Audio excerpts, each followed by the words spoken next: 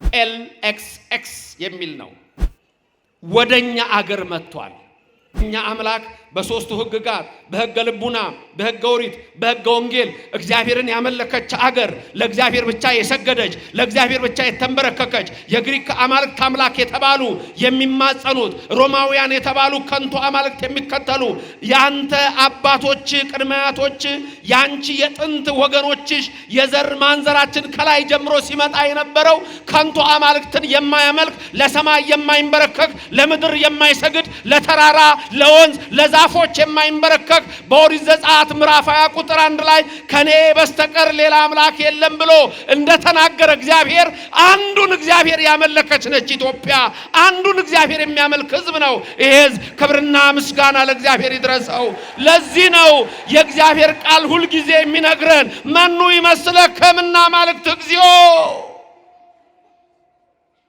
አንተ ሰማይን የዘረጋህ ምድርን የመሰረትህ ማን ነው የሚመስልህ?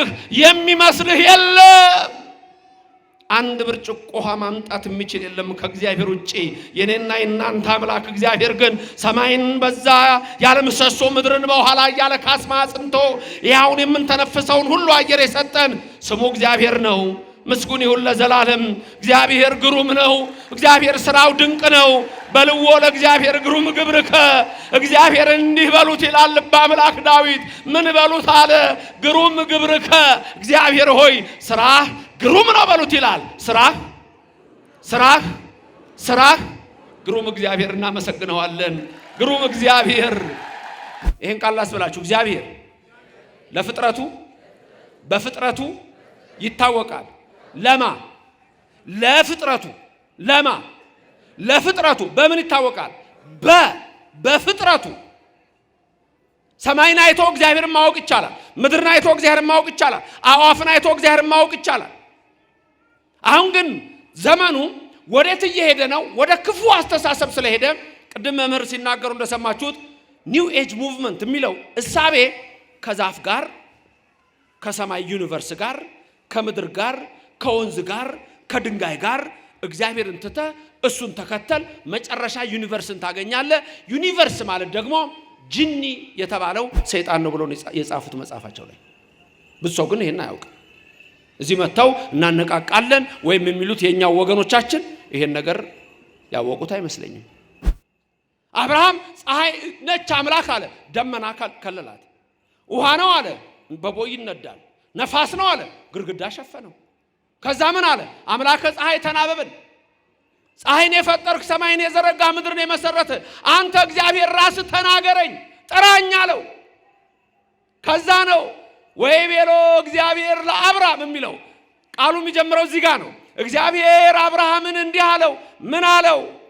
ጻ እምድርከ ወእማዝማዲከ ተፈለጥ፣ ተለይ፣ ውጣ፣ ወደማሳይ ምድር ሂድ፣ እኔ ራሴ አሳይሃለሁ። ወሁር ውስተ ምድር እንተ አርአየከ አነ፣ እኔ ወደማሳይ ምድር ሂድ። የትምህርታችን ርዕስ እግዚአብሔር የለም የሚሉ ሰዎች ከሚረቱበት አንዱ ነገር ምንድነው? ኮስሞሎጂካል ፕሩፍ አርጊውመንት ይባላል። ምን ማለት ነው ይሄ? ጳውሎስ ቅድም ያለው ነው።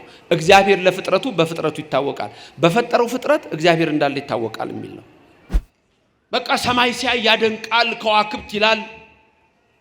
ወንዝ ሲያይ ያደንቃል፣ ጅረቱን፣ ሸንተረሩን፣ ምኑን ያደንቃል።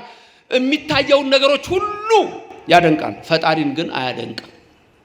ተመልከቱ፣ ይሄ ነው ትልቁ ችግር። አሁን በተለይ በውጭው ዓለም እየመጣ ያለው እኛም ሀገር ሳያውቁት የሚከተሉት ይሄ ሎ ኦፍ አትራክሽን የሚባለው እሳቤ ሁሉ የሚያገናኘው ከእግዚአብሔር ጋር አይደለም፣ ከፍጥረት ጋር ነው የሚያገናኘው። መጨረሻ ወዴት ይወስደዋል? ሉሲፈሪኒዝም እና ሴቴኒዝም የሚባሉ እምነቶች አሉ። ስፒሪቹዋሊዝም የሚባል ከርኩሳን መናፍስት ጋር መነጋገር የሚባላል። ስሙ መንፈሳዊነት ይባላል። አንዳንድ ሰዎች እስተመጨረሻ እንኳን ንስሐ መግባት አይፈልጉም። ሰዓት ሲሰጣቸው በመጨረሻይቱ ሰዓት እንኳን እግዚአብሔር እኮ ደግ ነው። ቆይቼ እግዚአብሔርን ደጅ ጠናሁት እርሱም ዘንበል አለልኝ። ክብር ምስጋና ይግባው። ተናገሩ። ቆይቼ እግዚአብሔርን ደጅ ጠናሁት እርሱም ዘንበል አለልኝ። አረ ለመሆኑ የኔን ነገር ለእግዚአብሔር ማነው ይልና ደግሞ ማን ይነግረዋል? እግዚአብሔር እሱ ራሱ የሚያይ እሱ ራሱ የሚሰማ ነውና ከበጎች አንስቶ ንጉሥ አደረገኝ አለ። ያልጠየቅኩትን ሁሉ ሰጠኝ አለ። ይችላል እግዚአብሔር፣ ያደርጋል እግዚአብሔር። ስሙ ለዘላለም የተመሰገነ ይሁንልን። ምን ነው ፈራችሁ እንዴ? ተናገሩ። የሚባርኩህን፣ የሚያመሰግኑህን፣ የሚመርቁህን፣ የሚረግሙህን፣ የሚጠሉህን እኔ እጣላቸዋለሁ። እግዚአብሔር ነው። ገብረ መንፈስ ቅዱስን የሚጣላውን እግዚአብሔር ነው የሚጣላው። ተክለ ሃይማኖትን የሚጣላውን እግዚአብሔር ነው የሚጣላው። ጊዮርጊስን የሚጣላውን እግዚአብሔር ነው የሚጣላው። ይሄ ቃል ያለ ዘላለማዊ ነው። አብርሃም የሚባርኩህን ባርካለሁ፣ የሚንቁህን ደግሞ እኔ እግዚአብሔር ንቃቸዋለሁ። ከዚህ በላይ ቃል ኪዳን የለም። ክብርና ምስጋና ለእግዚአብሔር ይድረሰው። ስሙ የተመሰገነ ይሁንልን። ሁለት ናቸው የሚለዩን እኛና ምዕራቡን ዓለም ወይም ኦርቶዶክስን ከሌላው ዓለም የሚለዩ ሁለት ኮንሰፕቶች አሉ። ፊሎሶፊካል ናቸው። ቃሎቹን ልንገራችሁና በአማርኛ ነግራችኋለሁ። መጀመሪያ በግሪክ፣ ቀጥሎ በእንግሊዝኛ፣ ቀጥሎ በአማርኛ ልንገራችሁ። በግሪኩ ያለው እሳቤ አንትሮፖስ ማለት ሰው ማለት ነው። አንትሮፖሴንትሪሲዝም ማለት ማን ሴንተርድ ማለት ነው። መሰረቱ የተመሰረተው በሰው ላይ ነው ማለት ነው። ሁለተኛው አስተሳሰብ ቲዮሴንትሪሲዝም ይባላል። ቲዮሴንትሪሲዝም የሚባለው ኮንሰፕት ቲዮሴንትሪክ ማለት ጋድ ሴንተርድ ማለት ነው። ሰው ላይ ሳይሆን ማላይ የተመሰረተ ነው፣ እግዚአብሔር ላይ ነው። ይሄ በፍልስፍናው እይታ ነው። አሁን ይሄ ምን ማለት እንደሆነ ልንገራችሁ።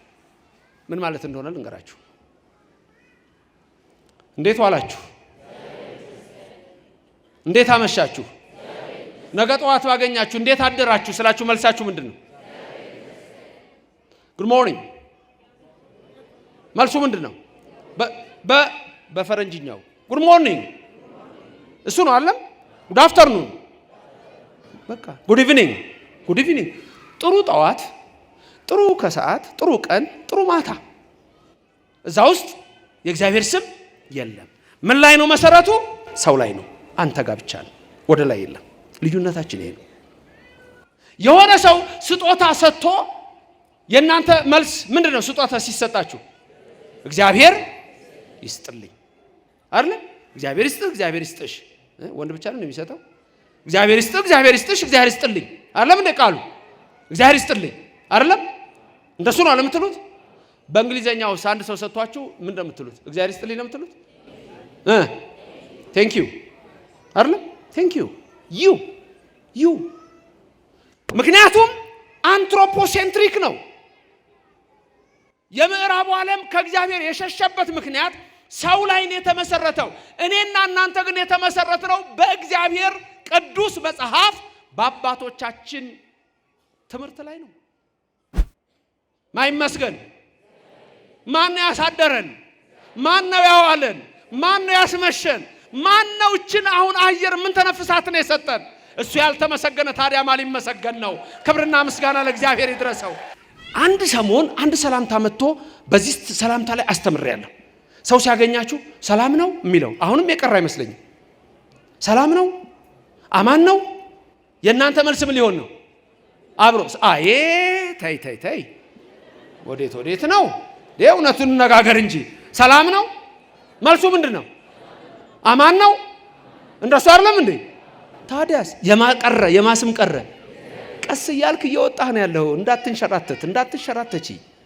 ማይመስገን እንዴት ዋላችሁ? እንደምን አደራችሁ? እንዴት አመሻችሁ? ማይመስገን መሰረታችን እሱ ነው። እሱ ነው ያኖረን። ክብርና ምስጋና ለእግዚአብሔር ይድረሰው። ወደ እግዚአብሔር የገባ እወጣለሁ አይበል። ጠርቷችኋልና ከዚች አትወጡም። ፈላሲ ነኝ አትበሉ። መታችኋል። ተኩላን ሙንቱ ውስጥ ቤተ እግዚአብሔር ናችሁ። በዚህ ትተከላላችሁ፣ በዚህ ትኖራላችሁ። ያኔ እግዚአብሔር መንግስቱን ያወርሳችሁ ዘንድ የታመነ ነው። ክብርና ምስጋና ለእግዚአብሔር ይድረሰው። አብርሃም ና ወደማሳይ ምድር ውጣ። እንባ ነው የሚያወርደው። እንባ ስጠኝ። ትልቅ ጸሎት ነው። እንደ ጴጥሮስ ያለ እንባ፣ የተቀበልከውን እንባ በካደ ጊዜ እንዳለቀሰው መራራ ለቅሶ ያለ እንባ ስጠኝ። ወንድማቸው እስከሚነሳ ድረስ እንዳለቀሱት እንደ ማርታና እንደ ማርያ ያለ እንባ ስጠኝ። እንባ እግዚአብሔር ይቀበላል። ራሔል ያቺ በግብፅ የነበረች ራሔል ባሏ ስምዖን ይባላል። መከራ ጸንቶባቸው ራሔል በባሏ ፈንታ ጭቃ እንድታቦካ ተብላ ምስኪን ራሔል መንታ ልጆች ጸንሳ የመውለጃዋ ጊዜ ደርሶ ጭቃ ትረግጥ ነበረ። ምጥ መጣ። ጭቃ እየረገጠች መንታ ልጆች ልትወልድ የደረሰች ምስኪን ሴት ያ የግብፅ ወታደር የፈርዖን ወታደር ጅራፉን ይዞ ቆሟል። እባክህ ምጥ መጥቶብኛል፣ እባክህ መንታ ልጆች አሉ በማህፀኔ፣ የመውለጃዬ ቀን ዛሬ ነው፣ እባክህ ልውጣ፣ ህመም እየተሰማኝ ነው አለችው። ያ የፈርዖን ወታደር ብትወልጃቸውም በዛው ትረግጫቸዋለሽ፣ የባሪያ ደም ጡቡን ያጠብቀዋል እንጂ አያላላውም አላት። ክፉዎች አሉ እኮ ለሰው የማይራሩ፣ ለአሮጊት የማይራሩ፣ ለሽማግሌ የማይራሩ፣ ለህፃናት የማይራሩ አሉ። ውጡ! ከዛ ነው ትምህርቱ። ውጡ! ከገዳይ ትውልድ ውጡ! ከጣዖት አምልኮ ውጡ! ሌላ ነገር የለውም። አብርሃምን የጠራው ለዛ ነው። ራሔል በዛ ጭቃ ውስጥ ሆና ሁለቱ ልጆቿ ወዲያውኑ እነሆ ከሆዷ ውልቅ ውልቅ ብለው ወደቁ። ትንሽ ብቻ ድምፅ አሰሙ። በጭቃ ውስጥ ሁለቱም ሕይወታቸው አለፈ። ራሔል አለቀሰች። አሁን መከራ በዛባት፣ ስቃዩ ጸናባት። መከራ ሲበዛ፣ ጭንቀት ሲበዛ፣ ኑሮ ሲወደድ፣ ሕይወት ሲኮመጥጥ ሲመር እግዚአብሔር አለ እንዴ እንላለን። አለ ነገሩ። ራሔል ወደ ላይ ቀና አለች፣ እንባዋንም ወደ ሰማይ ረጨች። ይሃሎኑ በዚህ ሰማይ አምላከ እስራኤል አዶናይ አለ እግዚአብሔር። የኔን እንባ የሚያይ የልጆችን ደም የሚያይ እግዚአብሔር አዶናይ ያ ኤልሻዳይ አለ አለች። አለ ወይ የአብርሃም አምላክ፣ አለ ወይ የይስሐቅ አምላክ፣ አለ ወይ የያዕቆብ አምላክ አለች። 144,000 ሕፃናትን ሲገድል አንዳንድ እናቶች ልጆቻቸውን ይዘው እየሮጡ ወደ ራሔል መቃብር ገብተው ሊሸሸጉ ሲገቡ የሄሮድስ ወታደሮች ገብተው በዛ አንገታቸውን በሰይፍ እየቀሉ ገደሏቸው። ድምፅ በራማ ተሰማ። ራማ የነ ቅዱስ ሚካኤል አገር ነው። ራማ የነ ቅዱስ ገብርኤል አገር ነው። ድምፅ በራማ ተሰማ። መላእክት ሰሙ። መላእክት ደግሞ ወደ እግዚአብሔር አደረሱት። ሰማይኩ ገአሮሙ ለሕዝብ አለ እግዚአብሔር። የራሔል እንባ እግዚአብሔርን ከሰማይ ያወረደው። ከዛ ደም አፍሰዋልና የመጀመሪያው ተአምር ውሃው ወደ ደም ተለወጠ። ከዛ 9 መቅሰፍ፣ ከዛ 10ኛ ሞተ በኩር፣ ከዛ 11ኛ ስጥመት። እግዚአብሔር ድንቅ አደረገ። ያንን ሕዝብ ወረደለት። ከዛ ከግብፅ ባርነት አወጣው። ቀይ ባህር ቢደርሱ በአፍንጫ ውስጥ ትንፋስ ቀይ ባህርን ከፈለላቸው። እስራኤል ተሻገሩ። ፈርዖን ሰመጠ። የሙሴን መዝሙር ማርያም እህቱ ዘመረች። እግዚአብሔር ስሙ እግዚአብሔር ነው አለች። ስሙ ማን ነው? እግዚአብሔር ተዋጊ አምላክ ነው አለች። ምን አይነት አምላክ ነው? ድንቅ አምላክ ነው። ስሙ ግሩም ይሁን። ተዋጊ አምላክ ነው እግዚአብሔር። ይወርዳል እግዚአብሔር፣ ይመጣል እግዚአብሔር። ግን ጊዜ ገቢር ለእግዚአብሔር ነው። እሱ የኔና የናንተ ልብ ሲመለስ ነው። አድሰኝ እኮ ነው። ከዛስ በቃ ናውጣ ከጣውት። ከዛስ ስምህን ከፍ አደርገዋለሁ። ከዛስ እባርካለሁ። የሚባርኩህንም እባርካቸዋለሁ፣ የሚረግሙህንም እረግማቸዋለሁ። ስምህን ታላቅ አደርገዋለሁ። አብርሃም አብርሃም ውጣ አለው። ጽርሐ ክብርሽ ገናና ነው ለዘላለም። ረድኤተ እግዚአብሔርን አጋዥ በማድረግ ዛሬ በዚህ በታላቁ ቅዱስ ስፍራ በደብረ ሳይል ቅዱስ ሚካኤል የምንማማርበት የትምህርታችን ኃይለ ቃል የሚሆነው በኦሪት ዘፍጥረት ምዕራፍ 12 ከቁጥር 1 ጀምሮ እስከ ቁጥር 3 ያለውን ኃይለ ቃል ይሆናል። ርዕሳችንም የሚሆነው እኔ ወደማሳይህ ምድር ሂድ የሚል ይሆናል። እኔ ወደማሳይ ምድር ሂድ ወሁር ውስተ ምድር እንተ አርአየከ አነ። ቃሉ የእግዚአብሔር ነው፣ የተባለው ለአብርሃም ነው። በዚህ ትምህርት ውስጥ ምን ምን ነገሮች ይበዛን እንሄዳለን? አንደኛ፣ እግዚአብሔር በየዘመናት ልጆቹን ይጠራል፣ ይባርካል፣ በረከታቸውም ለኛ ይደርሳል። ስለዚህ በዚህ ትምህርት ውስጥ እግዚአብሔር በቅዱሳን ላይ ያለውን በረከቱን እንመለከታለን። ቅድም መምህራችን እያስተማሩ የነበረውን የቅዱሳንን በረከት እንደውም በዛው ቢቀጥሉ በጣፈጣ አንደበታቸው እኔ በኋላ አንድ 10 ደቂቃ ይበቃኝ ነበር። ያው እንግዳ ስለሆንኩ አክብረው ነው እንጂ ከኔ በላይ በደንብ አድርገው ይነግሯችኋል። ለሁሉም የእግዚአብሔር ፍቃድ ነው እና በቅዱሳን ላይ ያለውን የእግዚአብሔር ነገር እናያለን። 3 የኢትዮጵያ ኦርቶዶክስ ተዋሕዶ ቤተክርስቲያን መጽሐፍ ቅዱሳዊ መሆኗን እናያለን። እያንዳንዱ ስራችን በየጊዜው የምናደርገው መጽሐፍ ቅዱሳዊ መሆኑን እናያለን። 4 የኢትዮጵያ ኦርቶዶክስ ተዋሕዶ ቤተክርስቲያን ከሌሎች የምትለይበትን ትልቅ ሐሳብ እምነት እናያለን። ለሁሉም ሰው ለሰው አስተዋሽ ነው። ሰው ለሰው አሳሳቢ ነው።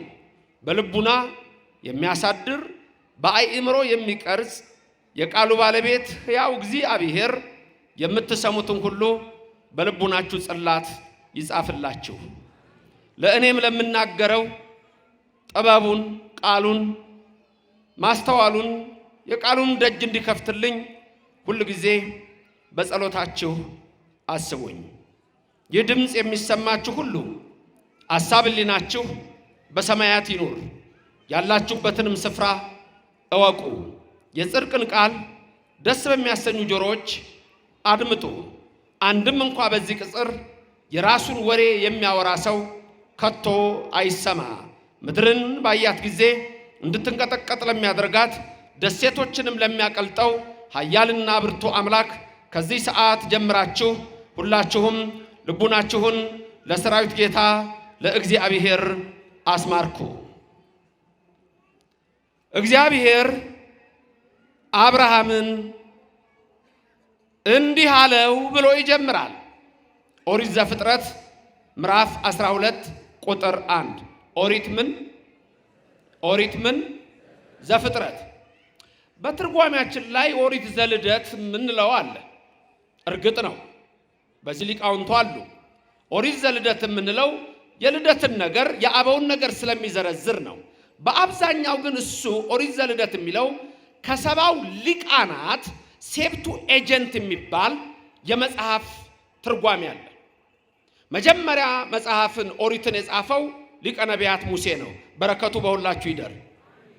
ሙሴ 5ቱን ኦሪትን ከኩፋሌ ጋር አብሮ ጽፎታል። 5ቱ ኦሪት እግዚአብሔር የተናገረው፣ ኩፋሌ መልአኩ የተናገረውን አንድ ላይ ጽፏል። በሙሴ የተጻፈ ነው። ከዛ በኋላ መጽሐፍ የተጻፈው የአሶር ንጉሥ ስልምናሶር የተባለ 10ሩን ነገድ ማርኮ ወስዶ ከዛ በሚመለሱበት ጊዜ ሰማርያውያን ተብለው የሚጠሩ 5ቱን ኦሪት የሰማርያውያን ኦሪት ተብሎ ይጠራል። እሱን ጽፈዋል። ዘሰማሪታን ፔናቱክ ይባላል ወይም ፔንታቱክ። ዘሰማሪታን ፔንታቱክ ይባላል። ፔንታ ማለት 5 ማለት ነው። ቱክ እንደ መጽሐፍ ነው። ፔንታቱክ ማለት the 5 books of Moses ማለት ነው። የሰማርያውያን የሚባለው እሱ ነው። ዛሬ በሱ ላይ ዝርዝር ብዙ አልሰጥም። እንዲሁ ዝም ብላችሁ እንድትሰሙት ብቻ ነው።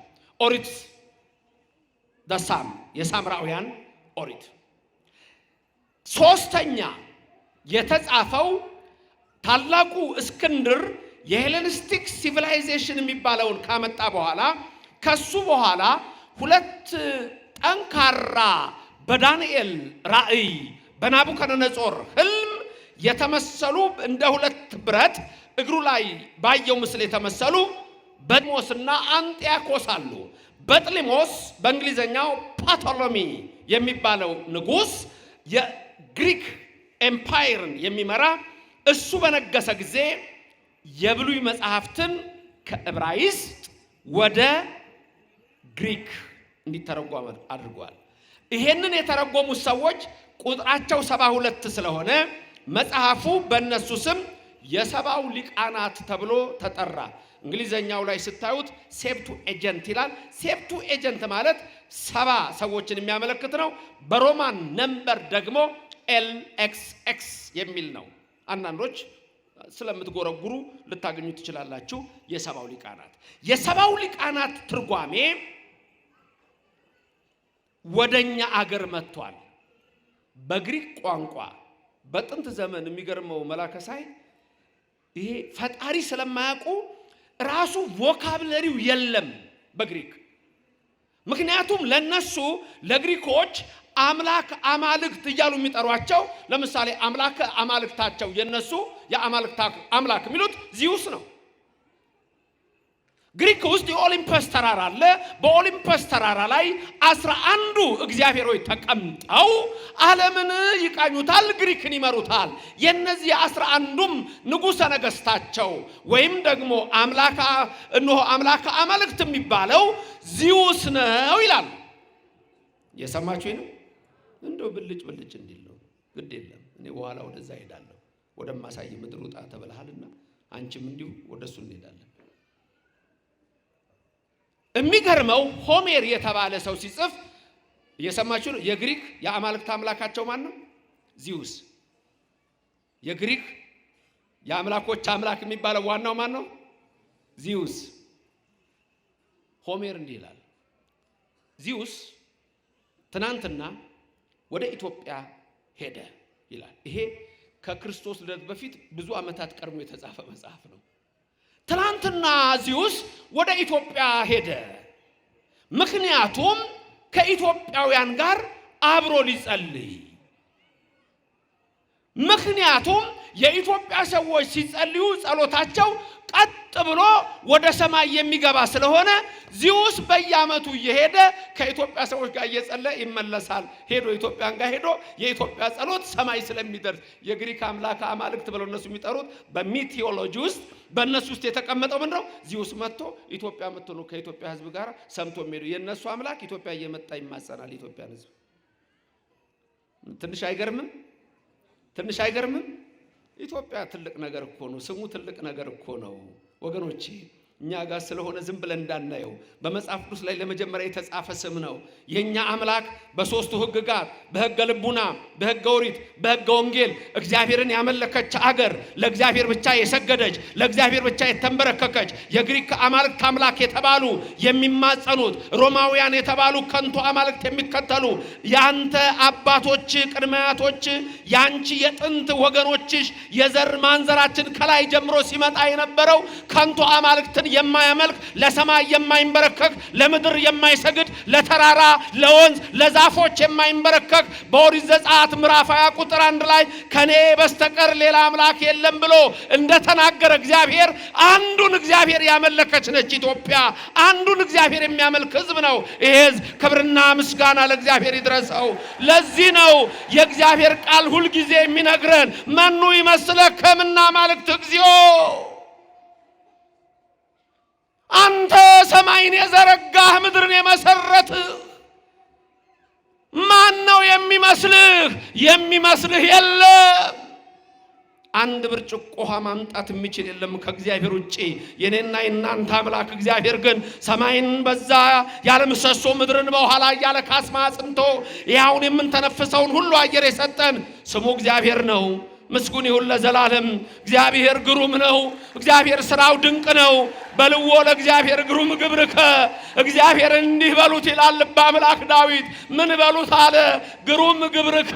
እግዚአብሔር ሆይ ስራህ ግሩም ነው በሉት ይላል። ስራህ ግሩም። እግዚአብሔር እናመሰግነዋለን። ግሩም እግዚአብሔር። 22ቱን አሌፋት ታውቋቸዋላችሁ? 22ቱን አሌፋት ስትጸልዩ ታገኟቸዋላችሁ። መዝሙር 118 ላይ፣ ሰቆቃወ ኤርምያስ ላይ ጊሜል የሚል ከ22ቱ አሌፋት አንዱ ጊሜል ነው። የ22ቱ አሌፋት አዳም በገነት ውስጥ የሚጸልየው ነበር። ከገነት ሲወጣ ሲበድል ጥፍት አሉ 22ቱ። ከዛ በማጊዜ ነው እንደገና የተገለጹት። በጸፍጸፈ ሰማይ በሄኖስ ጊዜ ነው የተገለጡት 22ቱ አሌፋት። 22ቱ አሌፋት ትርጉማቸው ድንቅ ነው። አሌፍ ይላል የመጀመሪያው። አሌፍ ማለት አሐዱ እግዚአብሔር ነው። ቀጥሎ ቤት ይላል። ቤት ብሂል ባኢል እግዚአብሔር ይላል። ጊሜል ላይ ስትደርሱ ጊሜል ብሂል ግሩም እግዚአብሔር ይላል። ግሩም እግዚአብሔር ምስጋና ይገባዋል። አሌፍ አሐዱ እግዚአብሔር። ስንት እግዚአብሔር? ስንት እግዚአብሔር? ስንት እግዚአብሔር? ስንት እግዚአብሔር ነው ያላችሁ? እንደ ግሪኮቹ ልታበዙ ነው እንዴ? ስንት እግዚአብሔር? ስሙ የተመሰገነ ይሁን።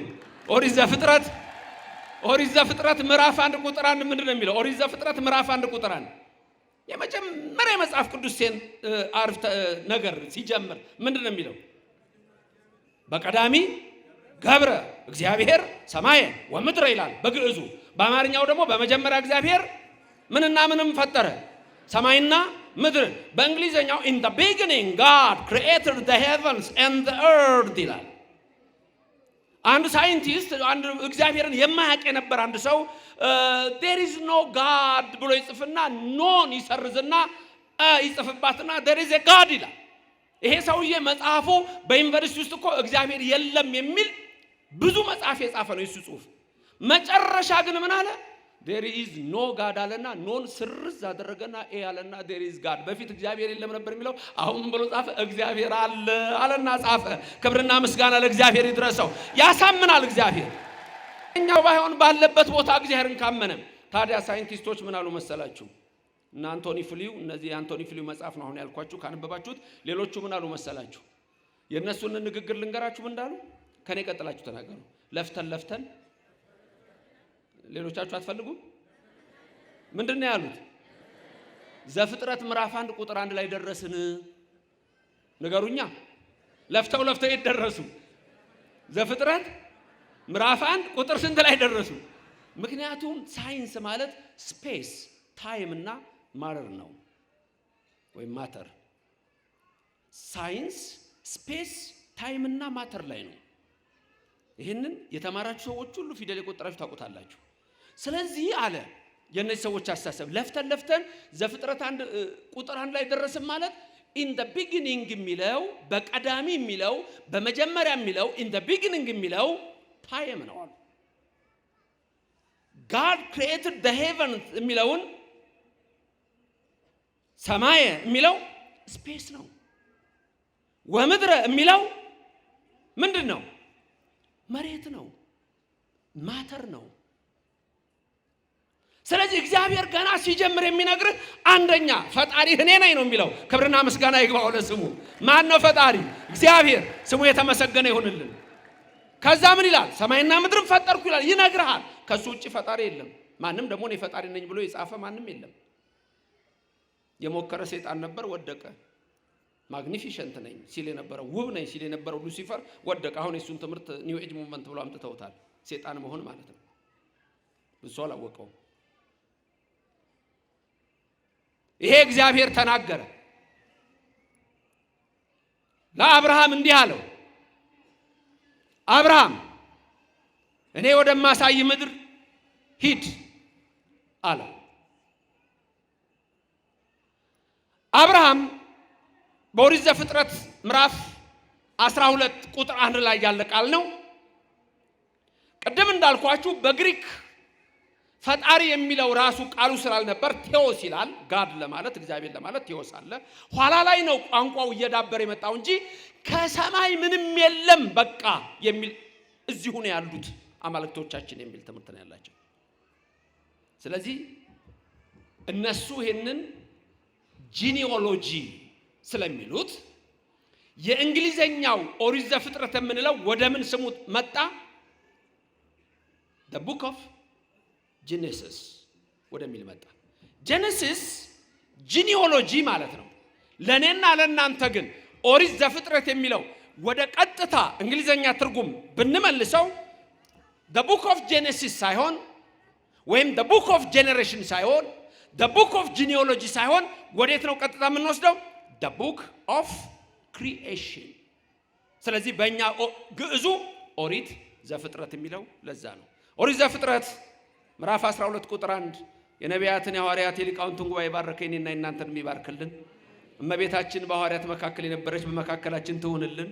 እግዚአብሔር ማስተዋሉና ጥበቡን ይግለጽልን። አሜን ላላችሁ ይደረግ። አሜን ላላልከው አንደበትን የተቆጣጠረውን ሰይጣን አርቆ አሜን እንድትል ያድርግህ። ኦሪት ዘፍጥረት ምዕራፍ 12 ቁጥር 1 ወይቤሎ እግዚአብሔር ለአብርሃም ነው የሚለው። ለአብርሃም ነው የሚለው። አብርሃም የለም እዚህ ጋር። አብርሃም የሚለው በኋላ ነው የሚቀየረው። መጀመሪያ ስሙ ምን ነበረ? አብርሃም ነው። የሳራም ሶራ ነበረ። ከዛ በኋላ እግዚአብሔር ሲመርቃቸው፣ ሲባርካቸው፣ ሲቀድሳቸው ስማቸውን አብዝቶታል። እግዚአብሔር ስማችሁን ይባርክላችሁ። ስንት ስም አላችሁ? ስንት ስም አላችሁ? ስም እኮ ወሳኝ ነው። እዚህ ስትመጡ እኮ ስም ይሰየምላችኋል። ከመንፈስ ቅዱስ ስትወለዱ እኮ በስላሴ ማህተብ ስትታተሙ ስም አላችሁ። እናት አባት ያወጣላችሁ ስም የለም? ንገሩኝ እስቲ ማን ነው ስማችሁ? ንገሩኝ፣ እሰማለሁ። ስማችሁን ንገሩኝ ሁላችሁ። እንዴ መላከ ሳይል ጉድፈላ ስማቸውን አያውቁም እንዴ? የኔ ስም እናትና አባት ያወጡልኝ ዘበነ ይባላል። በቤተ ክርስቲያን ደግሞ ውዳሴ ማርያም ሰላም ለኪ ተደግሞ ገና በልጅነቴ ታዲዮስ የሚል ስም ተሰይሜ ነበር። አባቴ በሰጠው ስም እንድጠራ ስላለኝ በዛ ተጠራው። የኔ ስም ዘበነ ነው። ንገሩኝ ስማችሁ ማን ነው? እኔ የሰው ስም ንገሩኝ አላልኩ። ሊቀ ሊቃውንት እንዴት ነው ይሄ ነገር? በቃ ተውት። የኔ የመንፈስ ቅዱስ ስሜ ሰርጸ መድህን ነው የክርስትና ስሜ። ንገሩኝ ሁላችሁም ክርስትና ስማችሁን። አሁን እዚህ ላይ ነው የመንፈሱ ላይ ናችሁ ለካ እናንተ። እኔ እኮ ዝም ብዬ ነው ስጋውን፣ የመንፈሱ ላይ ናችሁ። ተመልከቱ ሁላችሁም ክርስትና ስም አላችሁ አይደል? ምልክት ስጡኝ ያላችሁ ክርስትና ስም ያላችሁ። በእጃችሁ በረከትን ይላክላችሁ በሰፊ እጁ። ምስጋና ይግባው እግዚአብሔር። ከዚች ቤተ ክርስቲያን ስትመጡ አበበ ወልደ ሚካኤል ተባልክ፣ አልማዝ ወለተ ማርያም ተባልሽ፣ መገርሳ ወልደ ኢየሱስ ተባለ፣ ሀጎስ ወልደ ገብረ አረጋዊ ተባለ። ስም ተሰጠው። ጫልቱም መታ ወለተ ገብርኤል ተባለች። ማንም ሁላችሁ ስም አላችሁ። አብርሃም መጣ ወደ እግዚአብሔር፣ አብርሃም አለው። አብርሃም ማለት አባት ነው። አብርሃም ማለት የብዙሃን አባት ነው። ስም ተሰጠው። ጳውሎስ ገዳይ የነበረው የቀድሞ ስሙ ሳውል ነው። መጣ ጳውሎስ ብርሃን አለው። እግዚአብሔር ብርሃኑን ያብራልን። ጴጥሮስ አለት ተባለ። ኬፋ የስምዖን ልጅ ጴጥሮስ ስም አለ እዚህ። አንድ ግን ትልቅ ችግር ልንገራችሁ። እናንተ አሁን ስንት ስም አላችሁ ስጠይቃችሁ? 2። እናትና አባታችሁ ሲጠሯችሁ ባወጡላችሁ ስም ይጠሯችኋል። ቤተክርስቲያን ስትመጡ በምን ስም ነው የምትጠሩት? በክርስትና ስም አይደል? እናንተ አሁን ኦርቶዶክስ ናችሁ። ሌላ ቸርች ብንሄድስ አሁን ክርስትና ስም አለ? የለማ፣ ስም የለም። እግዚአብሔር የተጠራው በአብርሃም በይስሐቅ በያዕቆብ ነው። ንገሩኝ። በአብርሃም በይስሐቅ በያዕቆብ መሆን የነበረበት ግን ምንድነው? በአብርሃም በእስማኤል በኤሳው ነበረ። እስማኤል የይስሐቅ ታላቅ ነው። ኤሳው የያዕቆብ ታላቅ ነው። በእነሱ ላይ እግዚአብሔር አልተጠራም። ለምን? እስማኤል የምድረ በዳ አህያ ተባለ። አዛዥ ናዛዥ የለው፣ የሚጭነው የለ፣ እንደ ራሱ ስሜት በሰው ፍቃድ የመጣ ይለዋል፣ እንደ ሰው ስርዓት ይለዋል። ኤሳው ደግሞ ራበኝ በማለት ለሆዱ አስቦ የነፍሱን ትቶ በምስር ወጥ ብኩርናውን ሸጠ። ስለዚህ ወጣ። ከዚች ቤተክርስቲያን የሚወጡ ሰዎች ስም የላቸውም፣ የመንፈስ ቅዱስ ስም የላቸውም፣ በእግዚአብሔር የተሰየመ ስም የላቸውም፣ የሚጸለይላቸው ስም። እኛ ግን ስንሞትም እንኳን ነፍስ ይማር የምንባለው በዚህ ስማችን ነው። ዮሐንስ ወንጌል ምዕራፍ 10 ላይ ራሱ ጌታ በልብ መታሰቡ በቃል መነገሩ ከፍ ከፍ ይበልና እንዲህ ብሎ ተናገረ። እኔ በጎቼን አውቃቸዋለሁ፣ በጎቼም እኔን ያውቁኛል፣ በየስማቸው እጠራቸዋለሁ፣ እነሱም ይከተሉኛል። በስምህ ያውቃል፣ በስምሽ ያውቅሻል፣ ሁላችሁም ደግሞ ምን ይሉኛል ነው ያለው? ይከተሉኛል። ክብርና ምስጋና ለሥላሴ ይሁን። ይከተሉኛል። እንከተለዋለን በሉ እስቲ፣ እንከተለዋለን። የአብርሃም ልጆች አይደላችሁ ድሮስ? ስለዚህ አብርሃምን እግዚአብሔር ጠራው፣ ና ተከተለኝ አለው። አብርሃም የተባለውንም ኋላ ላይ አብርሃም ይለዋል። ከዛ ምን ሆነ? ሙሴ ይጽፍልናል፣ እግዚአብሔር ይናገራል፣ አብርሃም ይሰማል። እኛም እንድንሰማ መንፈስ ቅዱስ ይደርብን። ሳሙኤል ነቢይ በቤተ መቅደሱ በል እግዚእየ እስመ አነ ገብርከ እሰማዕከ፣ ጌታ ሆይ ተናገር በል እኔ ባሪያ እሰማሃለሁ ብሏልና እኛ ባሪያዎቹ እንሰማለን። እግዚአብሔር ይናገር። ማይናገር ማይናገር ማይስማ፣ አቤት ማይናገር ማይስማ እኛ አይደለም። እግዚአብሔር የተመሰገነ ይሁን። በልባችሁ ይጻፍላችሁ፣ ባይምሯችሁ ይቅረጽላችሁ። አሜን። እግዚአብሔር አብርሃምን ጠራው። ወይቤሎ እግዚአብሔር ለአብርሃም፣ እግዚአብሔር አብርሃምን እንዲህ አለው፣ ጻ እምድርከ ወእማዝማዲከ ወእምቤተ አቡከ አለው። ተመልከቱ ከየት ከየት እንደሚለየው እንዲከተለው እሱን። አብርሃም አንደኛ ከምድርህ ካለህበት፣ ሁለት ከዘመዶችህ፣ ሶስት ከአባት ቤተሰቦች ተለያለው። ባጭሩ ይሄ እዚህ ጋር እንዲህ ይቀመጥ እንጂ አብርሃምን እግዚአብሔር ከጣዖት ተለይ ነው ያለው። ከጣዖት አምልኮ ነው፣ ከከንቱ ነገር ተለይ ነው። በዛ ሰዓት አብርሃም በአባቱ ቤት ሆኖ ጣዖት ይሸጥ እንደነበረ ታሪኩን ታውቃላችሁ። እርግጥ አባቱ ታራም አያምንበትም እንጂ ጣዖቱን እንዲሸጥ ይልከው ነበር። ከዛ በኋላ ምን አለው አብርሃም? ጣዖቱን አንድ ቀን ተሸክሞ ገበያ ሄደ። መጀመሪያ ሲሄድ ደከመው። ብዙ ቀን ያደረገው ነው አብርሃም። ጣዖቱን ተሸክሞ ገበያ ሊሸጥ ሄደ። ከዛ በኋላ ምን አለው? ርቦኛል አብላኝ አለው። ምንም እንጨት ነው፣ መልስ የለም። እሺ ጠምቶኛል አጠጣኝ፣ መልስ የለም። እሺ ደክሞኛል በተራ ደግሞ አንተ ተሸከመኝ፣ መልስ የለም። ልበ አምላክ ዳዊት ምን አለ? አይን አላቸው፣ አፍ አላቸው፣ እጅ አላቸው፣ እግር አላቸው። ኤርምያስ 10 ላይ ይተክሉታል አለ፣ አይነቃነቅም አለ። በቃ የጣዖት አምልኮ ነገር ሁሉ ከንቱ ነው። በኋላ አብርሃም ገበያ ሄደና ቢራቡ የማያበላ ቢጠሙ የማያጠጣ አምላክ አለላችሁ ግዙ አለ። ሰዎች ሳቁበት። የልጅ አይምሮውን ነካ አረገው እንዴ? እንዲህ ያለ ማል ሊገዛው ይችላል አሉ። የታራ ልጅ ዛሬ ምን ሆነ አሉ አንዳንዶቹ የሚያውቁት። ባለ ዕዳ ያቀለለውን አሞሌ ባለቤት አይቀበለው ነው እንዲህ የሚባል ነገር አለ ተረቱ ላይ ትክክል ከተናገርኩት። በኋላ አብርሃም ምን አደረገ? በድንጋይና በድንጋይ መካከል አደረገና ምን አደረገው? ሰበረው። እንጨት ነው፣ የዕለተ ሰሉስ ፍጡር ነው፣ አምላክ አይደለም።